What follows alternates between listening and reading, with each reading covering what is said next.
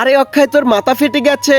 আরে কি বলছিস? আমি সুস্থ আছি, কোথায় আমার মাথা ফেটেছে? আরে আমি স্বপ্ন দেখেছি তোর মাথা ফেটে গেছে, আর তারপরে কি হলো সেটা আমার মনে নেই। আরে কি হয়েছে? ঘরে তেলাপোকা এসেছে, তেলাপোকা। আরে দাঁড়া, এখনই দেখাচ্ছি। আরে ওদের আমি এখন মজা দেখাবো। আরে ও কি ওদের মারতে পারবে? আরে আমার মাথার উপরে আলমারি পড়েছে। আরে আমি কোথায়? আরে তুই কি চিনতে পারছিস না এটা তোর ঘর? আমি অন্যদের মতন কসম দিব না। তোমাদের কাছে আল্লাহ লেখা ছবিটি ভালো লেগে থাকলে ভিডিওতে লাইক দিয়ে চ্যানেলটিকে সাবস্ক্রাইব করে দাও। আরে টুপিওয়ালা ভাই, আমি তোমাকে চিনতে পারছি না, তুমি কে? আরে এটা তোর ঘর। আরে এই তো আমার মনে এসেছে, ওর তো স্বপ্নের ভিতরে দেখেছি জ্ঞান শক্তি চলে গেছে। কিসের জ্ঞান? আমার ঘর থেকে তোরা বের হও, কি করো আমার ঘরে? আরে তুই আবার শুয়ে পড়, তাহলে তোর পিছনের কথা মনে পড়বে। আরে হ্যাঁ। আরে অক্ষয়, তোর ঘর পুড়ে গেছে।